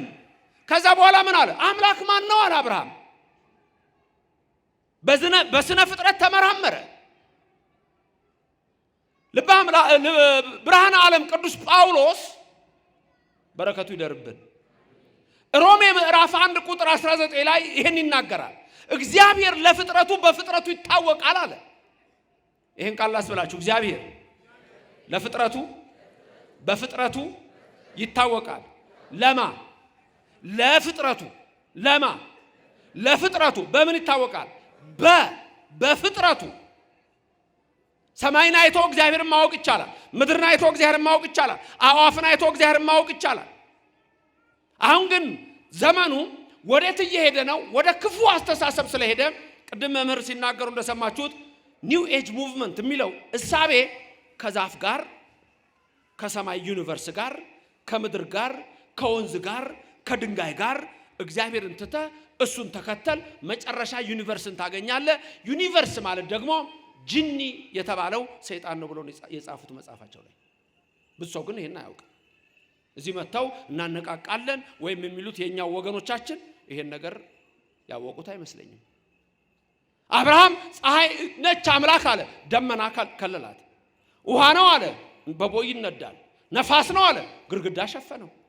ከዛ ምን አለ? አምላከ ፀሐይ ተናበብን። ፀሐይን የፈጠርክ ሰማይን የዘረጋ ምድርን የመሰረተ አንተ እግዚአብሔር ራስህ ተናገረኝ ጥራኝ አለው። ከዛ ነው ወይ ቤሎ እግዚአብሔር ለአብርሃም የሚለው ቃሉ የሚጀምረው እዚህ ጋር ነው። እግዚአብሔር አብርሃምን እንዲህ አለው። ምን አለው? ጻ እምድርከ ወእማዝማዲከ ተፈለጥ፣ ተለይ፣ ውጣ፣ ወደማሳይ ምድር ሂድ፣ እኔ ራሴ አሳይሃለሁ። ወሁር ውስተ ምድር እንተ አርአየከ አነ፣ እኔ ወደማሳይ ምድር ሂድ። የትምህርታችን ርዕስ እዚህ ላይ ነው ያለው። እኔ ወደማሳይ ምድር ሂድ። አብርሃም የጠራውን አመነ፣ ወጣ፣ ሄደ ነው የሚለው። ከዛ በኋላ አብርሃም በመውጣቱ የተሰጠው ጸጋ ዛሬ በኦርቶዶክስ ቤተክርስቲያን ውስጥ ያለን ሰዎች ትልቁ መመሪያችን ነው። ይሄ ምንድነው? እግዚአብሔር ወደማሳይ ምድር ውጣ ብሎት ወደ ከነዓን ሲወስደው እንደገና እግዚአብሔር አብርሃምን ባረከው። ምን አደለው? እግዚአብሔር መጀመሪያ ታላቅ ሕዝብ አደርግሃለሁ አለው። ወእሬስየከ ሕዝበ አብየ ወእባርከከ፣ ታላቅ ሕዝብ አደርግሃለሁ፣ እባርክሃለሁ። እግዚአብሔር ታላቅ ሕዝብ ያድርጋችሁ፣ ይባርካችሁ። ተመልከቱ። አብርሃምን ምን አለው? ታላቅ ሕዝብ አደርግሃለሁ፣ እባርክሃለሁ አለው። የአብርሃም ዘሮች በሁለት ምሳሌ ተመስለዋል አይደል? ዘርን እንደ ምድር አሸዋ አበዛዋለሁ አላለም? ከዛስ እንደምን ነበር ያለው? እንደ ሰማይ ከዋክብትና እንደምን? አቤት። የመጀመሪያው እንደ ሰማይ፣ ሁለት እንደ ምድር አሸዋ። ሲጠይቀው ይሄን ሲያደርገው ደግሞ የሚገርም እኮ ነው። አብርሃም ቀና በል አለው። በዘፍጥረት ነው። ይሄ ኮስሞሎጂካል ፕሩፍ አርጊውመንት ይባላል። ይሄ the existence of a God እግዚአብሔር አለ የለም የሚሉ ሰዎች አሉ። እግዚአብሔር ቢኖር የለም እግዚአብሔር የሚሉ ሰዎች አሉ። እግዚአብሔር የለም የሚሉ ሰዎች ከሚረቱበት አንዱ ነገር ምንድነው? ኮስሞሎጂካል ፕሩፍ አርጊውመንት ይባላል። ምን ማለት ነው ይሄ? ጳውሎስ ቅድም ያለው ነው። እግዚአብሔር ለፍጥረቱ በፍጥረቱ ይታወቃል፣ በፈጠረው ፍጥረት እግዚአብሔር እንዳለ ይታወቃል የሚል ነው። አንድ ሰውዬ ነበረ የሚከተለው ራሱን ነው። እነዚህ ራሳቸውን የሚያምኑ ሰዎች ኤቲስት ይባላሉ። እምነታቸው ኤቲዝም ይባላል። እግዚአብሔር የለም ባዮች ናቸው፣ ግን ራሳቸውን አምላክ ያደርጋሉ። ይሄ ሰው ግን ፍጥረት ያደንቃል። ምነግራችሁ ጆክ ነው፣ በነገራችን ላይ ቀልድ ነው ማወራው። በቃ ሰማይ ሲያይ ያደንቃል፣ ከዋክብት ይላል። ወንዝ ሲያይ ያደንቃል፣ ጅረቱን፣ ሸንተረሩን፣ ምኑን ያደንቃል። የሚታየውን ነገሮች ሁሉ ያደንቃል። ፈጣሪን ግን አያደንቅም። ተመልከቱ። ይሄ ነው ትልቁ ችግር። አሁን በተለይ በውጭው ዓለም እየመጣ ያለው እኛም ሀገር ሳያውቁት የሚከተሉት ይሄ ሎ ኦፍ አትራክሽን የሚባለው እሳቤ ሁሉ የሚያገናኘው ከእግዚአብሔር ጋር አይደለም፣ ከፍጥረት ጋር ነው የሚያገናኘው። መጨረሻ ወዴት ይወስደዋል? ሉሲፈሪኒዝም እና ሴቴኒዝም የሚባሉ እምነቶች አሉ። ስፒሪቹዋሊዝም የሚባል ከርኩሳን መናፍስት ጋር መነጋገር የሚባላል። ስሙ መንፈሳዊነት ይባላል። ይሄ ሰውዬ እንደዛ አይነት ብጤ ነው። አንድ ቀን ማታ ወደ አንድ ጫካ ውስጥ ገባ። ጫካ ውስጥ ገብቶ በቃ ያደንቃል፣ ዛፉን ያደንቃል፣ የአዕዋፍ ድምጽ ያደንቃል፣ እዛው መሸበት፣ ምሽቱ ፀሐይ ውስጥ ገባ ያደንቃል። የሰራውን እግዚአብሔርን ገና ያደንቃል። አንዳንድ ሰዎች እንዲህ ናቸው። እኛ ግን ሁሌ የምንለው ምንድነው? ግሩም ሆኜ ተፈጥሬያለሁና አመሰግናለሁ እንደ ዳዊት ነው። ልብ አምላክ ዳዊት እንዳለ እስቲ ተናገሩት። ግሩም ሆኜ ተፈጥሬያለሁና አመሰግንሃለሁ። ምስጋና ገንዘቡ ነው፣ እልልታ ገንዘቡ ነው። ስሙ የተመሰገነ ይሁን። አንድ ሰው መንግስተ ሰማያት የሚገባው እግዚአብሔርን ሲያምን ብቻ ነው። አለቀ። ሃይማኖት ሁለት መልካም ስራ ሲሰራ ነው። ሃይማኖትና ምግባር ነው። ሁለቱ ከሌሉ ከንቱ ነው። የሰውየውን ነገር ልጨርስላችሁ። መሸበት፣ አንበሳ መጣ።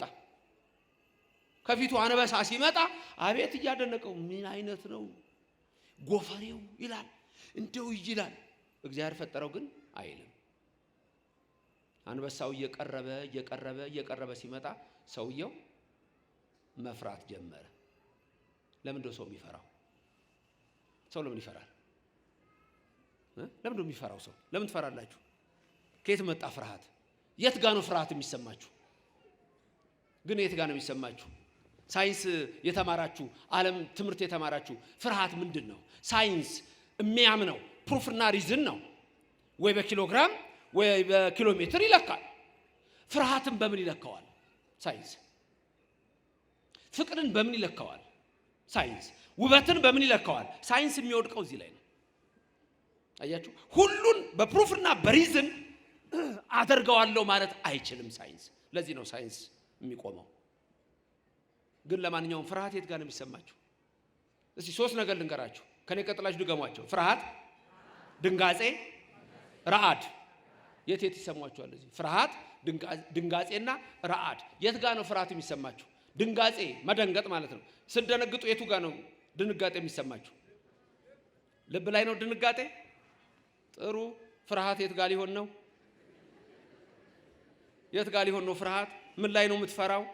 እንደው ተኝተ አንዳንድ የሚሰማ ስሜት እንደው የፍርሃት የቱ ጋር ነው? ልብን ለሌላ ሰጣችሁት። ፍርሃት ልብ ላይ ነው። ድንጋጼ አይምሮ ናላ ላይ ነው፣ ጭንቅላት ላይ ነው። ረዓድ ደግሞ ይሄ የመንቀጥቀጥ ስለሆነ በጣም ሰው ሲፈራ የሚጀምረው ከእግሩ ነው።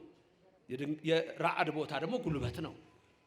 በእኛ እኮ ተቀምጧል እኮ እያንዳንዱ ነገር ተቀምጧል። ሰውየው ፈራ። ለማንኛውም ዛፍ ያደንቃል፣ የዛፍ ፈጣሪ አያደንቅም። ሰማይ ያደንቃል፣ የሰማይን ፈጣሪ አያደንቅም። ምድር ያደንቃል፣ የምድርን ፈጣሪ አያደንቅም። አራዊት ያደንቃል፣ የአራዊትን ፈጣሪ አያደንቅም። ሰውንም አይቶ ያደንቃል፣ የሰውን ፈጣሪ አያውቀውም። እኛ እናውቀዋለን። ስሙ እግዚአብሔር ነው። ስሙ ለዘላለም የተመሰገነ ይሁን። እግዚአብሔር ነው የኛ አምላክ፣ የኛ ፈጣሪ፣ ሁሉን ያደረገ። ምክንያቱም አንድ ብርጭቆ ውሃ አምጥቶ ያሳየኝ ማንም የለም ፈጥሮ። አንድ ብርጭቆ ውሃ ቀላል ማለት አንድ ብርጭቆ ውሃ ትንሽ ነው የምትመስለው። አንድ ስኒ ውሃ የፈጠረ ማንም የለም። መኑ ይመስለከምና ማለክት ጊዜው የኔና የናንተን አምላክ የሚመስለው ማንም የለም። ስሙ የተመሰገነ ይሁንልን። ክብር ምስጋና ይግባው። እና የዚህ ሰውዬ መጨረሻውን ልንገራችሁ። አንበሳው መጣ፣ በግራ እጁ አነቀና በቀኝ እጁ ሊያደቀው ሲል እግዚአብሔር ሆይ አለ። ሰውየው ጠርቶትም አያውቀውን እግዚአብሔር ሆይ ሲል አንበሳው ፍሪዝ አደረገ። ፍሪዝ እንዲህ ያለው ቀጥ አለ፣ እንደ ሐውልት ሆነ። ከዛ እግዚአብሔር መጣና ሲጨንቅ ጠራኸኝ አይደል አለው።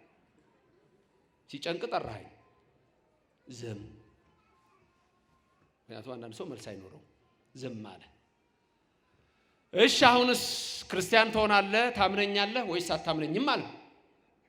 አሁን ሰውየው በራሱ አይደል የሚያምነው ሁሉን ነገር። ለዚህ ለአንበሳው ፎርሙላ ማውጣት ጀመረ። ይሄ እኮ አንበሳ የደረቀው በዚህ አይነት ሊሆን ይችላል እያለ ተመራመረ እንጂ እግዚአብሔር ሆይ ሲል እግዚአብሔር መጥቶ እንዳደረቀለት እንኳን አያውቅም። ከዛ ተመራመረ እና እዛች ለትንሽ ጊዜ እና ታምናለህ አታምንም? አይ ብትፈልግ አንበሳውን ክርስቲያን አድርገው አይልም ሰውየው።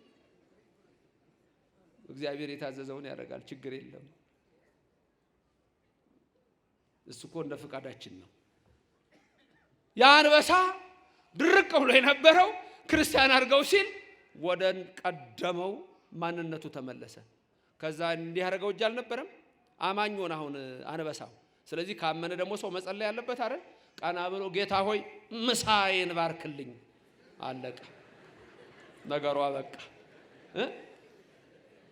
አንዳንድ ሰዎች እስከ መጨረሻ እንኳን ንስሐ መግባት አይፈልጉም። ሰዓት ሲሰጣቸው በመጨረሻይቱ ሰዓት እንኳን እግዚአብሔር እኮ ደግ ነው። ቆይቼ እግዚአብሔርን ደጅ ጠናሁት እርሱም ዘንበል አለልኝ። ክብር ምስጋና ይግባው።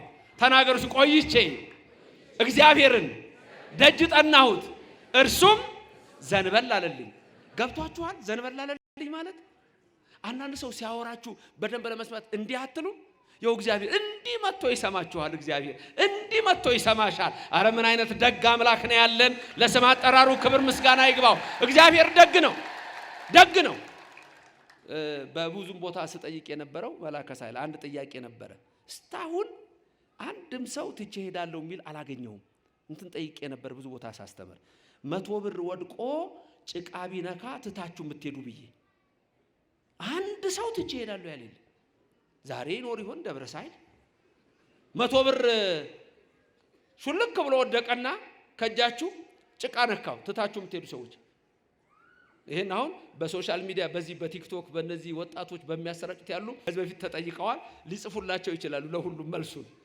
ባሉ እስቲ ትቶ የሚሄድ አንድ ሰው አለ ወይ? ሁለት ሰው ጭቃ ነክቶታል 100 ብራችሁ ምን ይሻላል?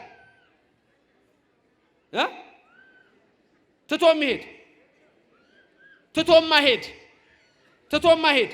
እሺ ጭቃውን ምን ልታረጉት ነው? ጭቃ ነክቶታል 100 ብሩ ጥርቅ። ከዛስ ወደ ኪስ ነዋ። ለምን ምናችሁ ነው? ገንዘባችሁ ነው። በቃ ጥሩ። እንግዲያው ቀጥሎ እንናገር። ዘፍጥረት ምዕራፍ 1 ቁጥር 26 ወይ እግዚአብሔር እንዲህ አለ። ምን አለ እግዚአብሔር? እኔና እናንተ አምላክ ንግበር ሰባ በአርአያነ ወበአምሳሊነ አለ። ምን አለ እግዚአብሔር? ሰውን በመልካችን እንደ ምሳሌያችን እንፍጠር አለ። በማመልክና በማምሳሌ ነው የተፈጠራችሁት። ማን የፈጠራችሁ? እናንተ የማ ገንዘብ ናችሁ አይደላችሁ? የማ ገንዘብ ናችሁ? አንተ 100 ብርን ጭቃ ጥርግ አድርገህ ኪስ ከተትክ፣ ምክንያቱም ገንዘብ ነው። አንቺም ከተሽ የለ ምክንያቱም ምንሽ ነው? እናንተ የእግዚአብሔር ገንዘብ ናችሁ። ገብቷችኋል ነገሩ? እናንተ የማ ገንዘብ ናችሁ? ከዛ እንደ ዳዊት መጸለይ ነዋ። ልበ ንጹሃ ፍጥር ሊተ እግዚኦ መንፈሰ ርቱዐ ሐድስ ውስተ ከርሴ። ንጹህ ልብ ፍጠርልኝ፣ የቀናውን መንፈስ በውስጥ ያድስ። ያልብ አምላክ ዳዊት ያውቀዋል። እግዚአብሔር ከትንሽ ቦታ አንስቶ ከፍ እንዳደረገው ንዑሳነ ማሃውየ እኔ እኮ ትንሹ ነኝ በቤቴ ወወሬዛ በቤተ አቡየ በአባቴ ቤት ትንሹ ነኝ። በደዌ አስተዋድዳ መሰንቆ በጣቶቼ በገናውን ደረድር ነበረ። መኑ ነገሮ ለእግዚእየ አረ ለመሆኑ የኔን ነገር ለእግዚአብሔር የነገረው ማን ነው ይልና ደሞ ማን ይነግረዋል? እግዚአብሔር። እሱ ራሱ የሚያይ እሱ ራሱ የሚሰማ ነውና ከበጎች አንስቶ ንጉሥ አደረገኝ አለ። ያልጠየቅኩትን ሁሉ ሰጠኝ አለ። ይችላል እግዚአብሔር፣ ያደርጋል እግዚአብሔር። ስሙ ለዘላለም የተመሰገነ ይሁንልን። ታዲያ ይሄ ዳዊት ሕሩይ ተባለ፣ የተመረጠ ተባለ። በሳሙኤል ተቀብቶ ነግሷል፣ ከ7 ወንድሞቹ ተመርጦ። ሌላው ግን ዳዊት ልበ አምላክ ተባለ። ትልቁ እሱ ነው። እንዲህ አለ አንዴ ሲጸልይ፣ ቅድም ባልኳችሁ በመዝሙር 50 ላይ ሕጽበኒ ወአንጽሐኒ ኃጢአቴ፣ እጠበኝ ከኃጢአቴም አንጻኝ አለ። ምን አለ ዳዊት? ምን አለ? እጠበኝ ከኃጢአቴም። ከዛ ምን ይላል መሰላችሁ? ጻድቱ እንደ በረዶ ነጭ ሆነልሃለሁ አለ። እጠበኝ አንጻኝ። ዳዊት እናንተ የማገንዘብ ናችሁ። ያችን 100 ብር የታረጋችኋት? ምክንያቱም ምናችሁ ናት?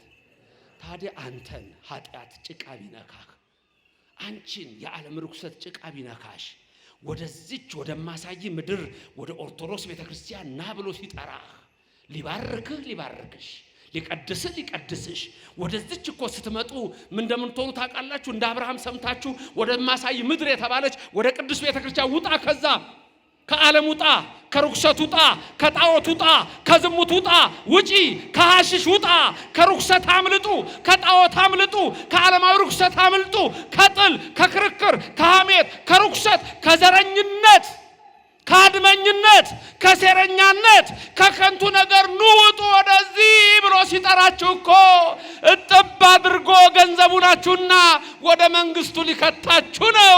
ክብርና ምስጋና ለእግዚአብሔር ይድረሰው። ወእለሰ አስገረቶሙ ጸጋ እግዚአብሔር ወፁ እምዓለም በሰዓቶሙ ይላል። የእግዚአብሔር ጸጋ የጠራቻቸው ፈጥነው ከዓለም ወጡ። በከመ ወፃ ሎጥም ሰዶም፣ ሎጥ ከሰዶም እንደወጣ ወከመ ገብረ ኤልሳ ነቢይ ያን ቀናኢ በቴስቢ ዘገለአድ የነበረውን ኤልያስን በመጎናጸፊያው ነካብ ያደረገው ተከትሎት እንደሄደ እንደዚሁ ተጠሩና ወጡ። ተጠርታችኋል፣ ወደማሳይ ምድር ወጣ፣ ወደማሳይሽ ምድር። ምድር እች ነች፣ የምንኖርሳት እች ነች፣ መቀበሪያችን እች ነች፣ ሕይወታችን እች ነች። ትንሣኤያችንም ከቤተ ክርስቲያን ነው የሚሆነው። የኦርቶዶክስ ልጆች ከምድረ በዳ አይደለም፣ በዚች ዙሪያ ነው የምንቀበረው። የምንነሳውም ከዚህ ነው። ክብርና ምስጋና ለእግዚአብሔር ይድረሰው።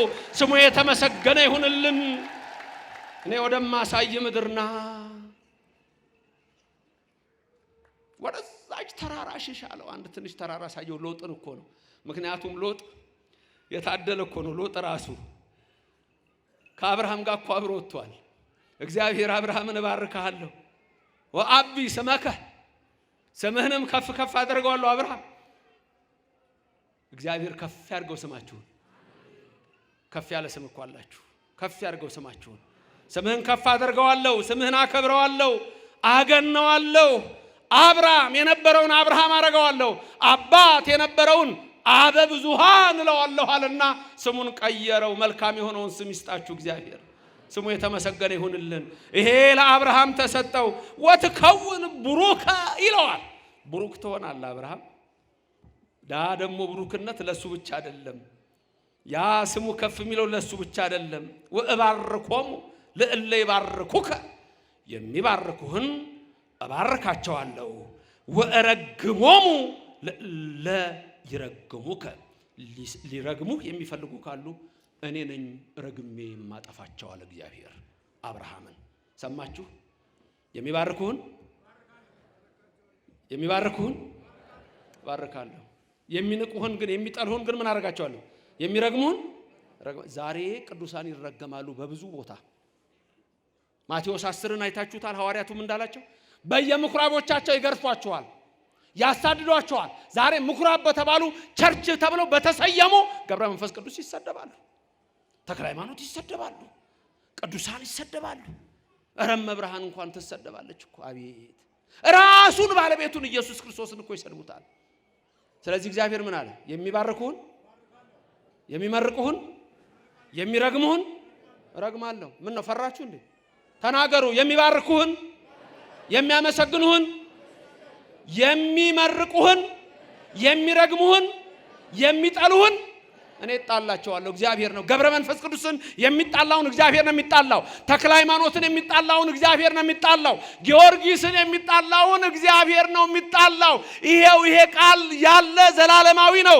አብርሃም የሚባርኩህን እባርካለሁ፣ የሚንቁህን ደግሞ እኔ እግዚአብሔር ንቃቸዋለሁ። ከዚህ በላይ ቃል ኪዳን የለም። ክብርና ምስጋና ለእግዚአብሔር ይድረሰው። ስሙ የተመሰገነ ይሁንልን። አያችሁ፣ ቅድም ያልኳችሁ ስጀምር እኛ መጽሐፍ ቅዱሳዊ ነን። ዛሬ አቡነ ገብረ መንፈስ ቅዱስ ብለን ስንጠራ እግዚአብሔር ለገብረ መንፈስ ቅዱስ የሰጠውን ቃል ኪዳን አውቀን ነው። የሚባርኩህን፣ አቤት የሚረግሙህን። ታዲያ ከዚህ ውጪ ምን ቃል ትፈልጋላችሁ? ኦርቶዶክሳውያን ስምህን ከፍ አደርገዋለሁ። የቅዱሳንን ስም ከፍ የሚያደርግ ማን ነው? እግዚአብሔር ነው። የመረጣቸው ማን ነው? እግዚአብሔር ነው የመረጣቸው። እኛ አልመረጥናቸው። የምርጫዬ ምልክት ንብ ነው፣ የምርጫዬ ምልክት ጭራ ነው፣ ዝንብ አባርራለሁ እያለ የተመረጠ የለም። እንደ ፖለቲካ መሪዎች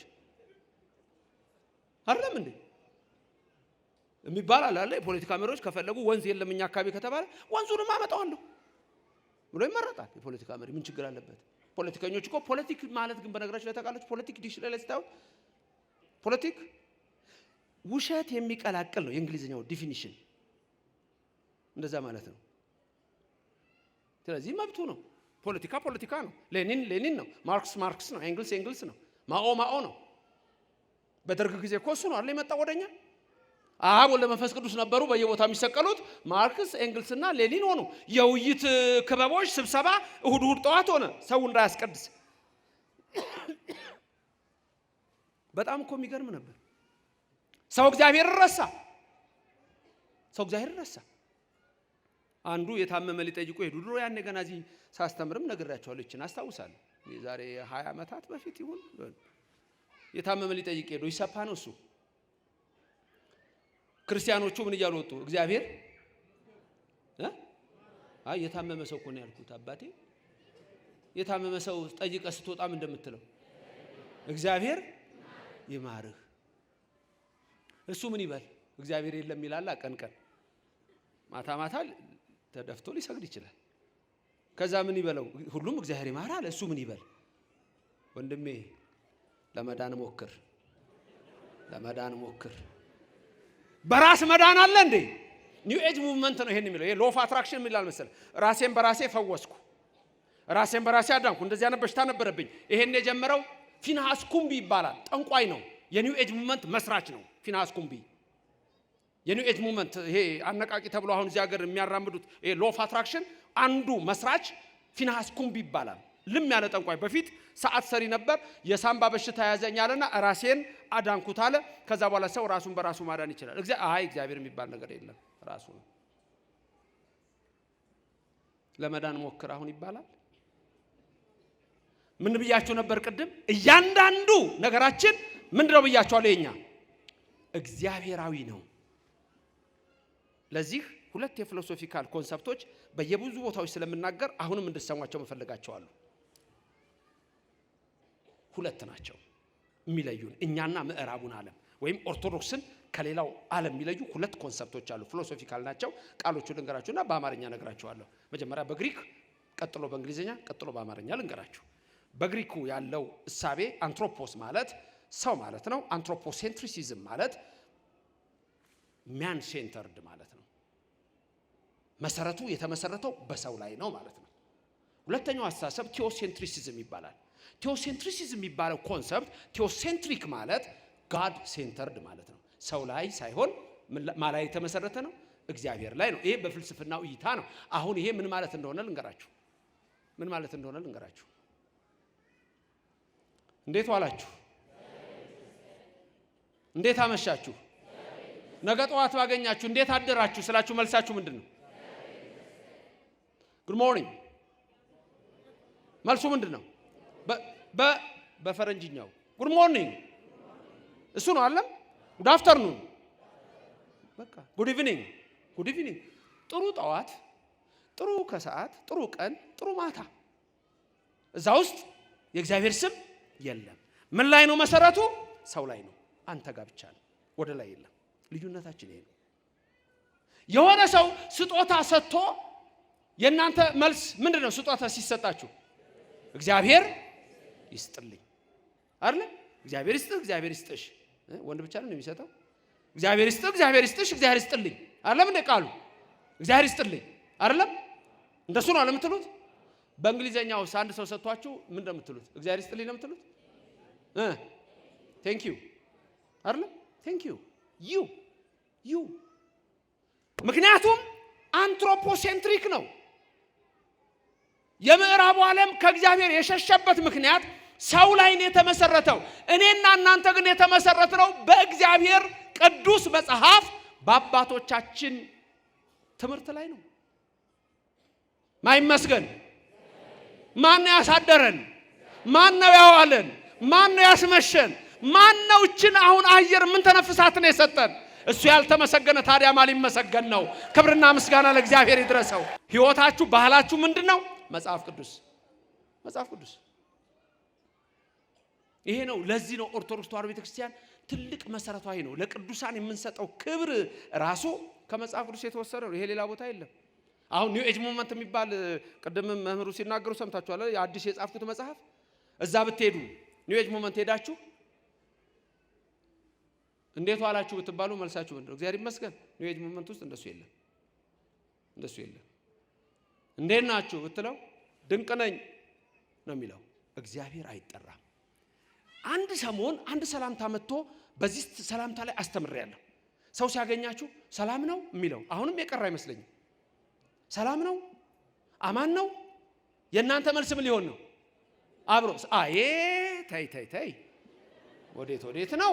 እውነቱን እንነጋገር እንጂ ሰላም ነው መልሱ ምንድን ነው? አማን ነው። እንደሱ አይደለም እንዴ? ታዲያስ የማቀረ የማስም ቀረ። ቀስ እያልክ እየወጣህ ነው ያለው። እንዳትንሸራተች ማይመስገን። እንዴት ዋላችሁ?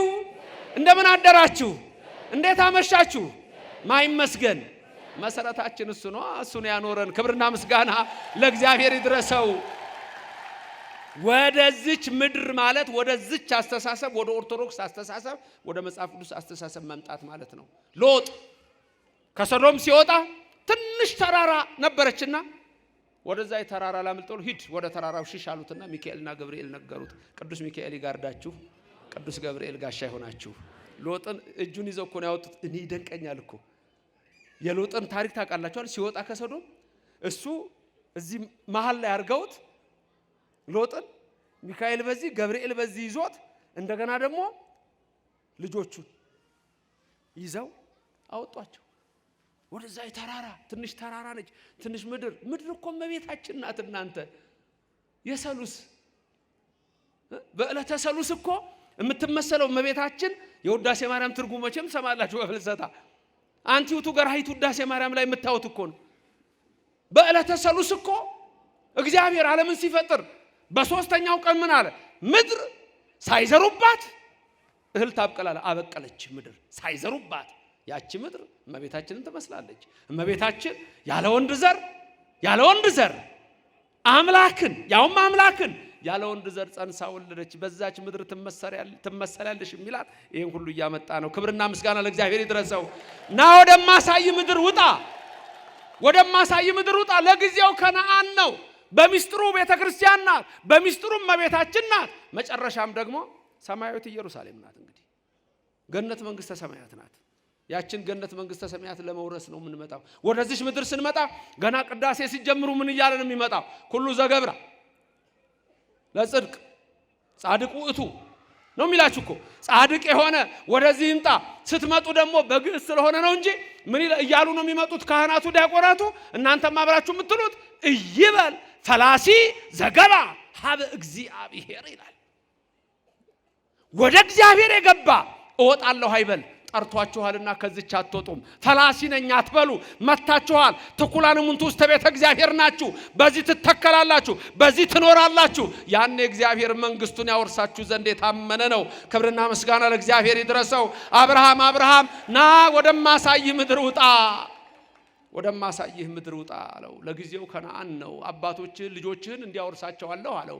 ከዛ በኋላ ከ400 ዓመት በኋላ እንደገና በአራተኛው ጄኔሬሽን በአራተኛው ትውልድ ከግብፅ አውጥቶ እንደገና ከነዓን ከተታቸው። በ9 መቅሰፍት፣ በ10ኛ ሞተ በኩር፣ በ11ኛ ስትመት እግዚአብሔር እስራኤልን ከግብፅ አወጣው። የነ ራሔልን እንባ ሰማ። የራሔልን ለቅሶ አደመጠ እግዚአብሔር። ያቺ ምስኪን ራሔል በግብፅ ሀገር የነበረች እግዚአብሔር እንባ ነው የሚያወርደው። እንባ ስጠኝ ትልቅ ጸሎት ነው። እንደ ጴጥሮስ ያለ እንባ፣ የተቀበልከውን እንባ በካደ ጊዜ እንዳለቀሰው መራራ ለቅሶ ያለ እንባ ስጠኝ። ወንድማቸው እስከሚነሳ ድረስ እንዳለቀሱት እንደ ማርታና እንደ ማርያ ያለ እንባ ስጠኝ። እንባ እግዚአብሔር ይቀበላል። ራሔል ያቺ በግብፅ የነበረች ራሔል ባሏ ስምዖን ይባላል። መከራ ጸንቶባቸው ራሔል በባሏ ፈንታ ጭቃ እንድታቦካ ተብላ ምስኪን ራሔል መንታ ልጆች ጸንሳ የመውለጃዋ ጊዜ ደርሶ ጭቃ ትረግጥ ነበረ። ምጥ መጣ። ጭቃ እየረገጠች መንታ ልጆች ልትወልድ የደረሰች ምስኪን ሴት። ያ የግብፅ ወታደር የፈርዖን ወታደር ጅራፉን ይዞ ቆሟል። እባክህ ምጥ መጥቶብኛል፣ እባክህ መንታ ልጆች አሉ በማህፀኔ፣ የመውለጃዬ ቀን ዛሬ ነው፣ እባክህ ልውጣ፣ ህመም እየተሰማኝ ነው አለችው። ያ የፈርዖን ወታደር ብትወልጃቸውም በዛው ትረግጫቸዋለሽ፣ የባሪያ ደም ጡቡን ያጠብቀዋል እንጂ አያላላውም አላት። ክፉዎች አሉ እኮ ለሰው የማይራሩ፣ ለአሮጊት የማይራሩ፣ ለሽማግሌ የማይራሩ፣ ለህፃናት የማይራሩ አሉ። ውጡ! ከዛ ነው ትምህርቱ። ውጡ! ከገዳይ ትውልድ ውጡ! ከጣዖት አምልኮ ውጡ! ሌላ ነገር የለውም። አብርሃምን የጠራው ለዛ ነው። ራሔል በዛ ጭቃ ውስጥ ሆና ሁለቱ ልጆቿ ወዲያውኑ እነሆ ከሆዷ ውልቅ ውልቅ ብለው ወደቁ። ትንሽ ብቻ ድምፅ አሰሙ። በጭቃ ውስጥ ሁለቱም ሕይወታቸው አለፈ። ራሔል አለቀሰች። አሁን መከራ በዛባት፣ ስቃዩ ጸናባት። መከራ ሲበዛ፣ ጭንቀት ሲበዛ፣ ኑሮ ሲወደድ፣ ሕይወት ሲኮመጥጥ ሲመር እግዚአብሔር አለ እንዴ እንላለን። አለ ነገሩ። ራሔል ወደ ላይ ቀና አለች፣ እንባዋንም ወደ ሰማይ ረጨች። ይሃሎኑ በዚህ ሰማይ አምላከ እስራኤል አዶናይ አለ እግዚአብሔር። የኔን እንባ የሚያይ የልጆችን ደም የሚያይ እግዚአብሔር አዶናይ ያ ኤልሻዳይ አለ አለች። አለ ወይ የአብርሃም አምላክ፣ አለ ወይ የይስሐቅ አምላክ፣ አለ ወይ የያዕቆብ አምላክ አለች። ድምፅ በራማ ተሰማ አለ ነቢዩ ኤርምያስ። ቅዱስ ማቴዎስም እሱን አምጥቶታል በቤተልሔም። በተለይ ራሔል፣ ሌላ ራሔል አለች። ያቺ የያዕቆብ ሚስት ራሔል መንታ ልጆች ስትወልድ አይደለ ራማ የሞተችው? ከሷ ጋር ታሪኩ ይገናኛል እኮ፣ ስማቸውም ይገናኛል። ራማ ስንደርስ አለ ያዕቆብ የምወዳት ባለቤቴ ራሔል ሞተችብኝ ይላል። የሚወዱትን ሰው በሞት ማጣት ሐዘኑ ከባድ ነው። ራሔል በዛ ሞተችብኝ፣ በራማም ቀበርኳት ይላል። አሁን ከ400 ዓመት በኋላ ነው የዚችኛዋ ራሔል። ከዛ ከ1500 በኋላ ነው ሄሮድስ 144,000 ሕፃናትን ሲገድል አንዳንድ እናቶች ልጆቻቸውን ይዘው እየሮጡ ወደ ራሔል መቃብር ገብተው ሊሸሸጉ ሲገቡ የሄሮድስ ወታደሮች ገብተው በዛ አንገታቸውን በሰይፍ እየቀሉ ገደሏቸው። ድምፅ በራማ ተሰማ። ራማ የነ ቅዱስ ሚካኤል አገር ነው። ራማ የነ ቅዱስ ገብርኤል አገር ነው። ድምፅ በራማ ተሰማ። መላእክት ሰሙ። መላእክት ደግሞ ወደ እግዚአብሔር አደረሱት። ሰማይኩ ገአሮሙ ለሕዝብ አለ እግዚአብሔር። የራሔል እንባ እግዚአብሔርን ከሰማይ አወረደው። ከዛ ደም አፍሰዋልና የመጀመሪያው ተአምር ውሃው ወደ ደም ተለወጠ። ከዛ 9 መቅሰፍ፣ ከዛ 10ኛ ሞተ በኩር፣ ከዛ 11ኛ ስጥመት እግዚአብሔር ድንቅ አደረገ። ያንን ሕዝብ ወረደለት። ከዛ ከግብፅ ባርነት አወጣው። ቀይ ባህር ቢደርሱ በአፍንጫ ውስጥ ትንፋስ ቀይ ባህርን ከፈለላቸው። እስራኤል ተሻገሩ። ፈርዖን ሰመጠ። የሙሴን መዝሙር ማርያም እህቱ ዘመረች። እግዚአብሔር ስሙ እግዚአብሔር ነው አለች። ስሙ ማን ነው? እግዚአብሔር ተዋጊ አምላክ ነው አለች። ምን አይነት አምላክ ነው? ድንቅ አምላክ ነው። ስሙ ግሩም ይሁን። ተዋጊ አምላክ ነው እግዚአብሔር። ይወርዳል እግዚአብሔር፣ ይመጣል እግዚአብሔር። ግን ጊዜ ገቢር ለእግዚአብሔር ነው እሱ። የኔና የናንተ ልብ ሲመለስ ነው።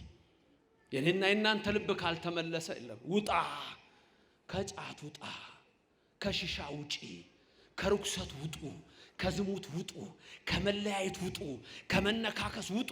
ችግር ገና ቤት ውስጥ ቁጭ ብለህ ወንድም ከእህት ተኳርፈህ በልብ ቂምና በቀል ይዘህ እግዚአብሔር ይውረድ ትላለህ። አይወርድም። መጀመሪያ ልቡናችን በእግዚአብሔር መንፈስ ቅድም ምንድነው ያልነው? እጠበኝ አንጻኝ አይደለም እንዴ ያልነው? ይጠበን እግዚአብሔር፣ ንጹህ ልብ ይፍጠርልን። እግዚአብሔር ሲፈጥር ይኖራል እንዴ? ፍጠርልኝ የሚለው ያለውን ቀይርልኝ እኮ ነው። አድሰኝ እኮ ነው። ከዛስ በቃ ናውጣ ከጣውት። ከዛስ ስምህን ከፍ አደርገዋለሁ። ከዛስ እባርካለሁ። የሚባርኩህንም እባርካቸዋለሁ፣ የሚረግሙህንም እረግማቸዋለሁ። ስምህን ታላቅ አደርገዋለሁ። አብርሃም ውጣ አለው። ወትከውን ቡሩክ አለው። ብሩክ ትሆናለህ አብርሃም አለው። ብሩክ እግዚአብሔር ስሙ የብሩክ አብርሃም አምላክ እግዚአብሔር ስሙ የተመሰገነ ይሁንልን። አብርሃምም እግዚአብሔር እንዳደረገው ወጣ። ወይትባረኩ ብከ ኩሎሙ አሕዛብ ምድር አለው። የምድር አሕዛብ ሁሉ ባንተ ይባረካሉ። ይሄን ቃል ደግማችሁ ነው። የምድር አሕዛብ ሁሉ ባንተ ይባረካሉ። በማ ትባረካላችሁ? በአብርሃም የነገራችሁ እኮ የምድር አሕዛብ ሁሉ አብርሃም ባንተ ይባረካሉ አለው። በማ ይባረካል? በአብርሃም። በገብረ መንፈስ ቅዱስ ይባረካለሁ በሉ እስቲ። አትባረኩም? አትፈልጉም? እንደ አቅረብኩ ለከ እሳተ ወማየ ነው እኮ ደይዴከ እኮ ነው ዘፈተወ ይስጠይ እኮ ነው እንዴ። ከፈለክ ትባረካለህ፣ ካልፈለክ ትረገማለህ። እሱስ አይድረስባችሁ። የኦርቶዶክሳውያን አይደላችሁም እንዴ? የቅዱሳን ክብር የላችሁም እንዴ? ዳዊት በመዝሙር 33 ምንድነው ያለው? ጻድቃንን የሚጠሉ ይጸጸታሉ አላለም እንዴ? ጻድቃንን የሚጠሉ ምን ይሆናሉ? ይጸጸታሉ። ኦርቶዶክስ አትጸጸትም እንዴ? እግዚአብሔር ያከበረውን አብርሃም ታከብራለህ። እግዚአብሔር ያከበረውን ገብረ መንፈስ ቅዱስ ታከብሪያለሽ። እግዚአብሔር ያከበረውን ነቢያት ሁሉ ታከብራላችሁ። ነቢያቱን ሁሉ ያከበራቸውን፣ ሰማዕታቱን ያከበራቸውን እኛ እንዲህ ነን። ክብርና ምስጋና ይግባው። ታዲያ ራሱ ምን አለን? በብርሃን ዓለም ቅዱስ ጳውሎስ አድሮ ኤፌሶን 2:20 ላይ እናንተ እኮ በነቢያትና በሐዋርያት መሰረት ላይ ታነጻችኋል ያለው እኮ። ቅድም ያልኳችሁ አይደል? የታነጽንበት እግዚአብሔራዊ ነው። በማና በማ ልድገምላችሁ ቃሉን። እናንተ በነቢያትና በሐዋርያት መሰረት ላይ ታንጻችኋል። ነገሩኛ አሁን በማና በማ እንደሆነ በነቢያትና በቃ። ታዲያ ኦርቶዶክስ እኮ ይሄ ነው የሚለየን እኮ ከሌላው። የሐዋርያትና የነቢያት መሰረታቸው ክርስቶስ ነው። ለአብርሃም እኮ ወንጌልን ሰበከለት ይላል። ገና ያኔ እኮ ነው እግዚአብሔር ለአብርሃም ወንጌል እኮ በብሉይ ዘመን የለም። ኦሪት ዘፍጥረት 14 ቁጥር 17 ላይ ስትመለከቱ አብርሃም ለአምስቱ ነገስተ ሶዶም ረድቶ አራቱን ነገስተ ኮሎዶ ጎሞር ድል መጥቶ ሲመጣ መልከጼዴቅን አገኘው። ለመልከጼዴቅ ሲያገኘው ምንድነው የሆነው? ህብስት ይዞ አኮቴቱን ህብስት አኮቴት ጽዋ በረከት ይዞ በሴዊ ሸለቆ እግዚአብሔር አብርሃምን በመልከጼዴቅ ባረከው። ወንጌል ለአብርሃም ተሰበከች ይላል። ገላትያ ምዕራፍ 3 ስትመለከቱ ቁጥር 8 ላይ አስቀድሞ እግዚአብሔር ለአብርሃም ወንጌልን ሰበከለት ይላችኋል። አስቀድሞ ወንጌልን ሰበከለት። ድንቅ እኮ ነው። በዘር አሕዛብ ሁሉ ይባረካሉ እኮ ነው ያለው። ዘፍጥረት 27 29 ያ ቃል እየጨመረ ነው የመጣው። አሕዛብ ሁሉ ይባረካሉ፣ ለወንድሞቹ ጌታ ሁን ይባርክ እያለ ቡራኬው ሲቀጥል ታዩታላችሁ። ዘፍጥረት 22 ቁጥር 18 ላይ የምድር አሕዛብ ሁሉም በዘር ይባረካሉ ቃሌን ሰምተሃልና እያለ ይጨምርለታል። ዘፍጥረት 26 ቁጥር 4 ዘር እንደ ሰማይ ከዋክብት አበዛለሁ እንዲሁም እንደ ምድር አሸዋ አበዛለሁ አለው እግዚአብሔር። የሰማይ ከዋክብት የይስሐቅ ዘሮች፣ የምድር አሸዋ የእስማኤል ዘሮች ናቸው። ሰማችሁኝ ያልኩትን? ዘርህ እንደምን አበዛዋለሁ? እንደ ሰማይ ከዋክብት የይስሐቅ ልጆች ከዋክብት ናቸው፣ ያበራሉ። እንደ ወደ ባህር ወሰደና አሸዋውን ቁጠር አለው። ይሄ ለአንተ ብቻ አለው ለኔ አይቻልም። ዘር እንደዚህ አሸዋ አበዛዋለሁ። አሸዋ የሆኑት ደግሞ የማ ልጆች ናቸው? የእስማኤል ልጆች። አሸዋ ያበራል? አሸዋ ያበራል? አይ ክቡር ነው ይለዋል እኮ እዛ ራእይ 12 ቁጥር 17 ላይ በሄዶ በባህር አሸዋ ላይ ቆመ ይላል እኮ ዲያብሎስ። ሴቲቱን አሳደዳት ይላል እኮ። ውሃ ዳር ነው ግን አይዋሃደውም ውሃ። መጽሐፍ ቅዱስ ይዘዋል? የለም። መጽሐፍ ቅዱስ ይዘዋል? የለም። እኔ ብዙ ጊዜ መጽሐፍ ቅዱስ የሚሸከሙ ሰዎችን ከዚህ በፊት ነግሬያችኋለሁ። የጎንደሩን ንጉስ ሁሌላ ንጉስ ፋሲለደስ መሰለኝ ዝሆን ሊያድን ገባ ጫካ ውስጥ። እውነተኛ ታሪክ ነው። ጫካ ውስጥ ገባና ባለሟሎች እኮ አሉት፣ ንጉሱ እኮ ነው። አንድ ውርዝው ነጊያ ወጣት ዝሆን ተከተለው። እየተከተለ እሱን ሲያድን ከጋሻ ጃግሬዎቹ ከአጃቢዎቹ ተለያየና ቁጭ። ንጉሱ ወዲ ቢል ወዲ የቤተ መንግስቱ መንገድ ጠፋው። ይገርማል እኮ። ይሄንን በተለይ ያነበብኩት አዲስ አበባ ዩኒቨርሲቲ ያሳተመው የቀድሞ ስሙ ነገሮ የሚባል አንድ የወለጋ ሰው በክርስትና ስሙ ነው መጽሐፉ ላይ ያየሁት። እሱ የጻፈው በዛ ዘመን በአፄ ቴዎድሮስ ዘመን የተጻፈ መሰለኝ። ንጉሱ ጫካ ውስጥ ጠፋ። ከዛ ወደ ራሱ ቤተ መንግስት መሄጃው ጠፋው። ከጋሻ ጀግሮቹ ተለያይቷል። በአማረ በቅሎ ላይ እንደተቀመጠ ነው። ከዛ አንድ ሰውዬ በጫካ ውስጥ ጌሾ ተሸክሞ ይሄዳል።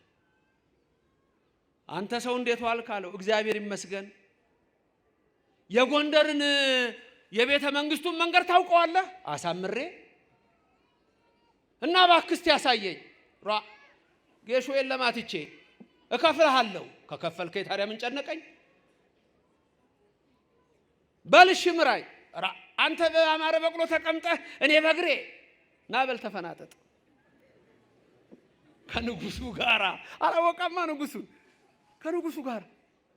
ከዛ በዚህ ውጣ መቼም የሚላችሁ አይደል? ይሄ ሰው አይሰማም እንዴ? በዚህ ጋር ሄድ እኮ አልኩ ንጉሱ። እንደሱ እኮ ነው። ይደንቀኛል እኮ መላከ ሳይል። ይሄ እውነተኛ ታሪክ እኮ ነው። ይገርማችኋል። በኋላ ወደ ከተማው ሲጠጉ ንጉሱ ጠየቁት። ተኋላ ተፈናጧል ከንጉሱ ጋር። ንጉሱን ታውቃቸዋለህ እንደው? ኧረ አንተ ሰው እንደው ቀልደኛ ነህ። ከንጉሱ ማን አድርሶኝ ነው? ማን አድርሶኝ ነው ከንጉሱ? ከተማ ስንገባ ታውቃቸዋለህ? አቤት ዛሬማ እድሌ ንጉሱን ላይ አውታ ያለ። ከዛ ወደ ከተማ ሲገቡ ሰው እንዲያው የድሮ ነገስታት አለ እንዲህ ያረገ መጎናጸፊያውን ይሰግድ የለ። ሰው ግራ ገብቶታል። መጀመሪያ ንጉሱ ማንን ያፈናጠጡት? አንድ ገበሬ ያለ ከኋላ ግራ አይገባችሁም? ምንድነው ዛሬ ያለ ብቻ ይሰግዳል አይቀርም።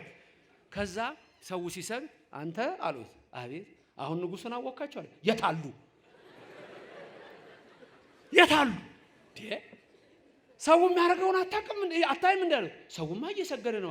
ታዲያ የሚሰግደው ለማን ነው? ለእኔ እኮ ነው። ለእኛ ነው እኮ የሚሰግደው አይታይም አሉት። ለእኛ ነው እንዲህ አለ። እና አሁን ንጉሱን አወካቸው አለ። እንግዲያውማ ወይ ካንተ ወይ ከኔ